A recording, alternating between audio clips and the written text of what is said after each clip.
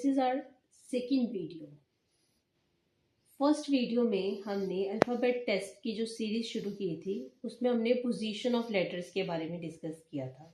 तो उसमें जो पहली हमने टाइप की थी वो था कि ए से जेड अगर जाना हो तो हर एक लेटर की जो पोजीशन थी वो हमने फाइंड करने के लिए ट्रिक सीखी थी, जो क्या थी, इजोटी ट्रिक। अब इस वीडियो में भी हम ट्रिक सीखेंगे। तो पर यहाँ पर जो है वो थोड़ा सा चेंज है पैटर्न में कि अब हमने Z से A जाना है। Z से A का मतलब है कि अब यहाँ पे जो Z है वो फर्स्ट पोजीशन है और A जो है वो जाके 26 पोजीशन बन चुकी है। तो आपको एक तो वो है कि आप A to Z जो है वो सारा जो है नंबर वो याद करें, और एक फिर से अगर दोबारा आप इसको याद करें कि पहले Z1 होगा, Y2 होगा, X3 होगा, तो ये काफ़ी कॉम्प्लिकेट है। तो इसके लिए भी मैं आपको एक ट्रिक डिस्कस करूंगी आपके साथ, जिससे आपको सिर्फ जो स्टार्टिंग वर्ड होता है बस वही A to Z जो पोजीशन है जो हमने इजोटी ट्रिक सीखी थी, सिर्फ आपने उसी को ही यूज़ करके हमने ये जो बैक वाली जो पोजीशन है इसके जो क्वेश्चंस हैं वो सॉल्व कर देने हैं। तो उस ट्रिक के लिए हमने क्या करना है, इसका हमें ये पूरा जो है वो याद करने की ज़रूरत नहीं है। तो हमने क्या करना है, उस ट्रिक का जो फर्स्ट स्टेप क्या होता है, जैसे मान लो कि क्वेश्चन है हमारे पास कि हमने ई की पोजीशन निकालनी है from last. E position from last. E position from last का मतलब है कि हमने, अब आपके पास A to Z गिवन है, जैसे A to Z हमारे पास पूरी सीरीज गिवन है, A B C D E F G H I J K L M N O P Q R S T U V W X Y और Z।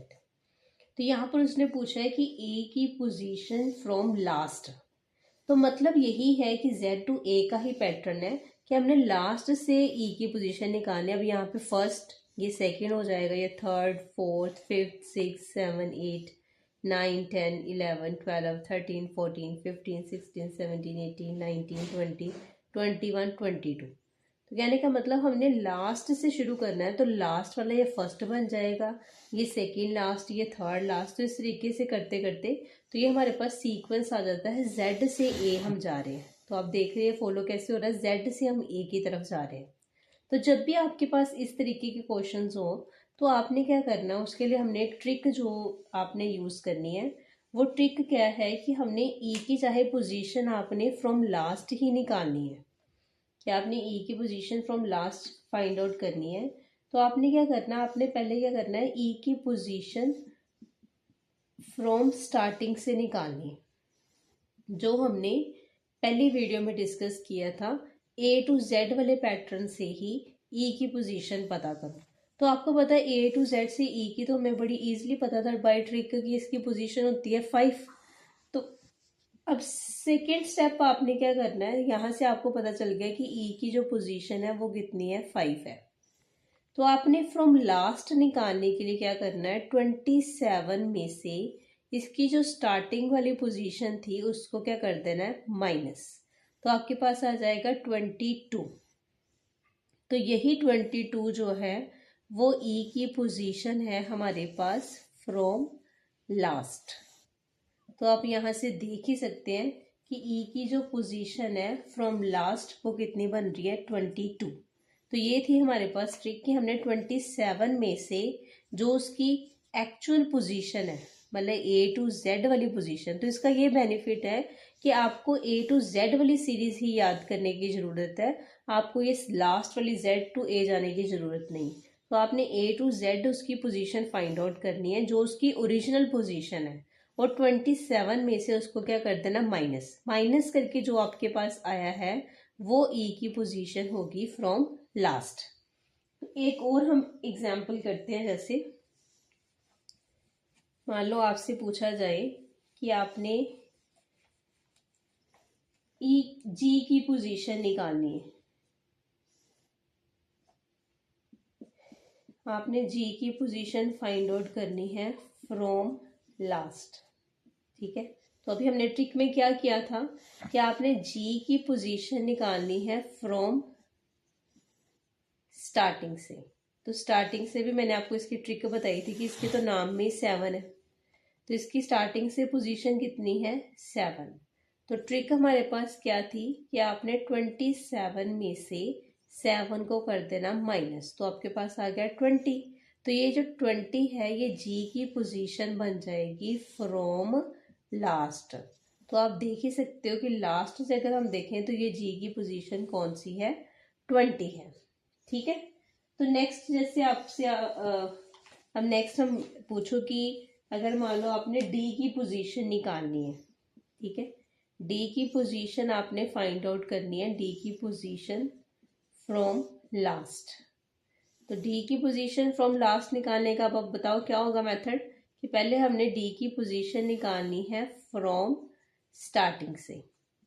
तो आपको पता है starting से, क्योंकि हमें इजोटी याद था, तो आपको पता है कि ए बी सी डी, तो इसका मतलब है कि ई 5 था, तो डी की पोजीशन कौन सी होगी हमारे पास 4। तो ये डी की पोजीशन 4 जो है वो हमारे पास है स्टार्टिंग से। और ट्रिक क्या थी हमारे पास कि हमने 27 में से 4 को माइनस कर देना, दैट इज 23।